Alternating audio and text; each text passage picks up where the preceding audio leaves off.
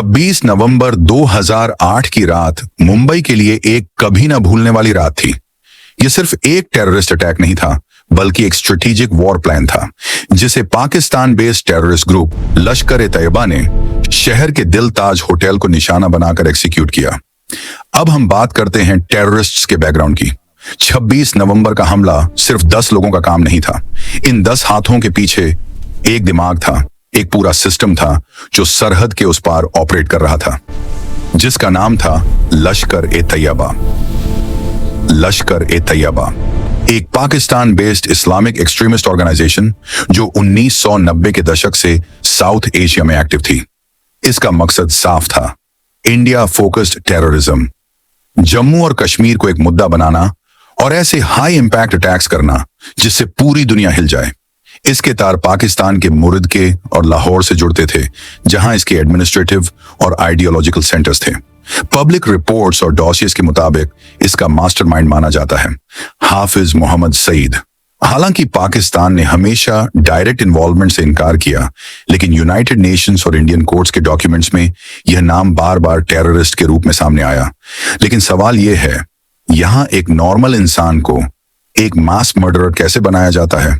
लश्कर-ए-तैयबा सिर्फ एक ऑर्गेनाइजेशन नहीं थी, ये एक फैक्ट्री थी जहां इंसान को धीरे धीरे एक जिंदा हथियार में बदला जाता था। यहां शुरुआत बंदूक से नहीं होती थी, शुरुआत होती थी दिमाग से। रिक्रूट्स को सबसे पहले एक कहानी सुनाई जाती थी, एक झूठी कहानी जिसमें दुश्मन को डीमोनाइज किया जाता था और वायलेंस को उनका फर्ज बताया जाता था। ट्रेनिंग कैंप्स का पहला रूल था नो क्वेश्चंस, सिर्फ सुनना है, सिर्फ मानना है और सिर्फ फॉलो करना है। ग्रुप लेक्चर्स में प्रोपेगेंडा वीडियोस दिखाकर उनके दिमाग में सिर्फ एक बात भरी जाती थी, तुम चुने गए हो और तुम्हारा मिशन बाकी सबसे ऊपर है। ये ट्रेनिंग उन्हें लड़ना नहीं, बल्कि सोचना बंद करना सिखाती थी। इन कैंप्स ने उन 10 लोगों को इंसान से वेपन बना दिया, जिनका निशाना सिर्फ एक शहर नहीं, पूरी इंसानियत थी। हजारों रिक्रूट्स में से 10 को चुना गया, 10 highly trained terrorist. Mission clear था, मुंबई की हाई प्रोफाइल लोकेशंस पर हमला करना। मकसद सिर्फ मारना नहीं था, मकसद था मैक्सिमम केओस और इंटरनेशनल अटेंशन। उन्होंने पूरी तैयारी की थी, गूगल अर्थ के maps, reconnaissance data, fake IDs, यहां तक कि होटल्स की लेआउट्स भी उनके पास थी। दुनिया को इनकी सच्चाई तब पता चली जब इनमें से एक अजमल आमिर कसाब जिंदा पकड़ा गया। अब बारी थी एग्जीक्यूशन की। मौत का सफर शुरू हुआ पानी के रास्ते। 21 नवंबर 2008 ये 10 आतंकी पाकिस्तान के कराची से एक बोट में निकले, लेकिन मुंबई तक पहुंचने के लिए उन्हें एक बड़ी बोट चाहिए थी। 23 नवंबर समुद्र के बीच उन्होंने एक इंडियन फिशिंग ट्रॉलर कूबर को हाईजैक किया, क्रू को बेरहमी से मार दिया और कैप्टन को फोर्स किया मुंबई की तरफ बोट ले जाने के लिए। किसी को खबर नहीं थी कि उस बोट में मछलियां नहीं, बारूद और AK-47S आ रही हैं। 26 नवंबर की शाम मुंबई अपने रूटीन में बिजी थी। ट्रेन्स चल रही थी, होटल्स में गेस्ट्स डिनर कर रहे थे, लेकिन समुद्र के किनारे बुधवार पार्क में अंधेरा कुछ ज्यादा ही गहरा था। वे 10 आतंकी इन्फ्लेटेबल डिंगीज में किनारे पर उतरे, शांत, साइलेंट, कैलकुलेटेड, हेवी बैग्स उठाए और मुंबई की भीड़ में गायब हो गए। ये वो पल था जब मुंबई की किस्मत बदलने वाली थी। ऑपरेशन शुरू हो चुका था। 26 नवंबर की शाम करीब 9:30 बजे टेररिस्ट ने पहली फायरिंग लियोपोल्ड कैफे में शुरू की। यह एक पॉपुलर टूरिस्ट स्पॉट था जहां फॉरेन टूरिस्ट और लोकल्स डिनर कर रहे थे।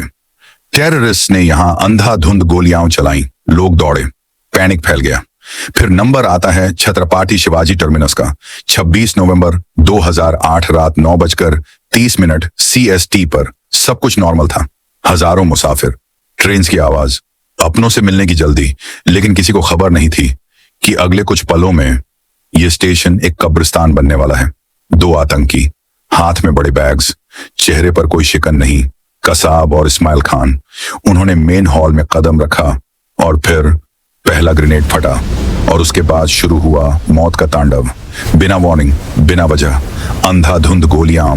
लोग भाग रहे थे, चीख रहे थे। सिर्फ 90 मिनट्स, 1.5 घंटा। इन 90 मिनट्स में 58 लोग मारे गए, 100 से ज्यादा घायल हुए।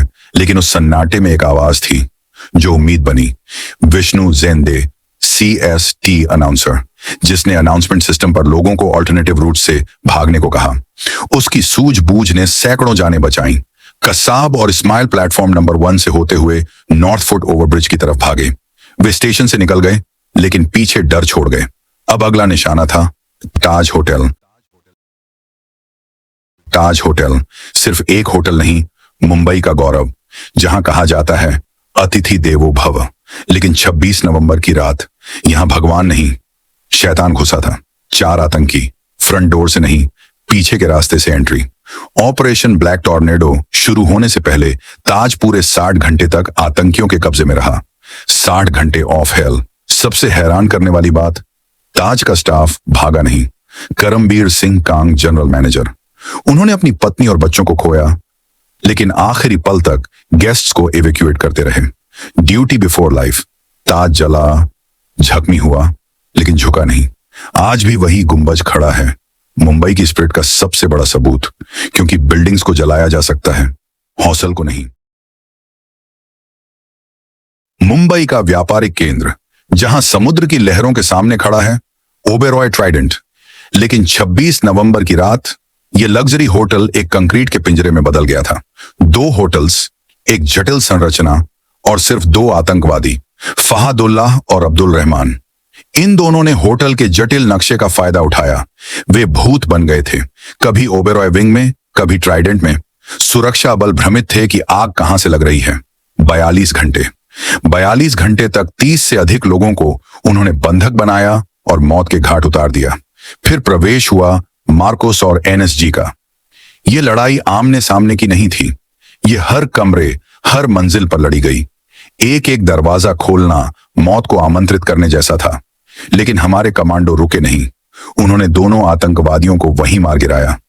ओबेरॉय ट्राइडेंट आज फिर से चमक रहा है, लेकिन उन गलियारों में आज भी उस 42 घंटे के डर की गूंज कहीं दफन है। मुंबई कभी नहीं भूलेगा।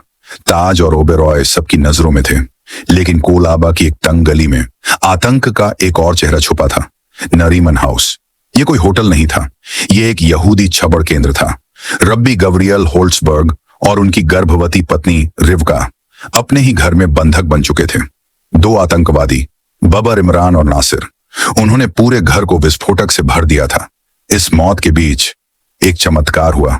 बेबी मोशे, 2 साल का बच्चा, जो अपने माता पिता की लाशों के बीच खड़ा था, उसे उसकी नानी ने अपनी जान पर खेलकर बचा लिया। एक नई जिंदगी मौत के जबड़े से बाहर आई। फिर दुनिया ने वह देखा जो पहले कभी नहीं देखा था। NSG कमांडो आसमान से उतरे, सीधे छत पर। हवलदार गजेंद्र सिंह बिष्ट ने नेतृत्व किया। वे आतंकियों से लड़ते हुए शहीद हो गए, लेकिन नरीमन हाउस को आजाद करवाकर ही माने। नरीमन हाउस की दीवारें आज भी गोलियों से छलनी हैं, लेकिन बेबी मोशे का बच जाना इस बात का सबूत है कि नफरत चाहे कितनी भी ताकतवर हो, जिंदगी जीत ही जाती है। जब पूरी दुनिया की नजर ताज और ओबेरॉय पर थी, तब शहर की सड़कों पर एक और खतरा घूम रहा था। मुंबई की जीवन रेखा, काली पीली टैक्सी। आतंकियों ने सिर्फ बंदूकों का इस्तेमाल नहीं किया, उन्होंने मुंबई की रफ्तार को ही हथियार बना दिया। 2 टैक्सियों में सीट के नीचे RDX टिक टिक टिक टिक कर रहा था। पहला धमाका विले पार्ले में, दूसरा वाड़ी बंदर में। लोग समझ ही नहीं पाए। कोई गोली नहीं चली, कोई आतंकवादी नहीं दिखा, सिर्फ आग, धुआं और टूटे हुए कांच। वह टैक्सी जो कुछ देर पहले किसी मुसाफिर को घर ले जा रही थी, अब वह लोहे के कंकाल में बदल चुकी थी। ये धमाके यादृच्छिक नहीं थे, ये एक साजिश थी, पुलिस का ध्यान भटकाने के लिए, भ्रम फैलाने के लिए। हर टैक्सी, हर कार पर शक होने लगा था। क्या अगली टैक्सी में बम है? पूरा शहर डर के साए में आ गया था। आतंकवादी चाहते थे कि मुंबई रुक जाए, कि हम सड़क पर निकलने से डरें, लेकिन मुंबई की रफ्तार को रोकना नामुमकिन था। अगली सुबह वह मीटर फिर डाउन हुआ और गाड़ी फिर आगे बढ़ी। यह हमला सिर्फ एक रात का नहीं था। 26 नवंबर को शुरू हुआ आतंक 27, 28 और 29 नवंबर तक चला। 60 घंटे। सूरज निकलता रहा, ढलता रहा, लेकिन मुंबई की सड़कों पर सिर्फ सायरन और गोलियों की आवाज थी। पूरी दुनिया देख रही थी। मुंबई सांस रोककर खड़ा था। जब दुश्मन भारी था, तब हमारे नायक मैदान में उतरे। सबसे पहले मुंबई पुलिस, जिनके पास न उन्नत हथियार थे, न सुरक्षा जैकेट, फिर भी वे सीना तान कर खड़े रहे। और फिर आया समुद्र का तूफान मार्कोस। समुद्री कमांडो ने ट्राइडेंट में प्रवेश लिया, अंधेरे में दुश्मन को ढूंढने के लिए। जब हालात और बिगड़े तब आसमान से उतरे एनएसजी ब्लैक कैट्स और फिर शुरू हुआ ऑपरेशन ब्लैक टॉर्नाडो। यह लड़ाई आखिरी कमरे तक गई। एक एक इंच वापस लिया गया। संदीप उनिकृष्णन जैसे वीरों ने अपनी जान दी ताकि हम सुरक्षित रहें। उन्होंने दिखाया कि अत्यंत साहस का असली मतलब क्या होता है। 29 नवंबर की सुबह आखिरकार वह आखिरी गोली चली, धुआं छटा और तिरंगा फिर से लहराया। मुंबई जख्मी जरूर था लेकिन हारा नहीं था। जैसा कि हम जानते हैं, हर जंग की एक कीमत होती है और 26/11 की कीमत मुंबई ने अपने खून से चुकाई। 166 से ज्यादा नागरिक, 26 विदेशी नागरिक। ये सिर्फ आंकड़े नहीं थे, ये किसी के भाई, किसी की मां, किसी के बच्चे थे। पूरा शहर रो रहा था। लेकिन जब मौत सामने खड़ी थी तब हमारे 20 सुरक्षाकर्मी दीवार बनकर खड़े हो गए। हेमंत करकरे, विजय सालस्कर, एसीपी अशोक कामटे। उन्होंने अपनी सुरक्षा नहीं देखी, उन्होंने अपनी वर्दी का फर्ज निभाया। वे शहीद हुए ताकि मुंबई जिंदा रहे। उनकी कुर्बानी बेकार नहीं गई। हमने दुश्मन को खत्म किया, 9 आतंकवादी मारे गए और अजमल कसाब जिंदा पकड़ा गया। लेकिन सबसे बड़ी जीत थी उन सांसों की जो बचा ली गईं। कमांडो ने मौत के मुंह से लोगों को खींच निकाला। 300 लोग ताज से, 250 ओबेरॉय से और 60 नरीमन हाउस से। हजारों जिंदगियां बचाई गईं। ये कहानी सिर्फ दर्द की नहीं, ये कहानी है उस हौसले की जिसने आतंक को घुटने टेकने पर मजबूर कर दिया। जय हिंद।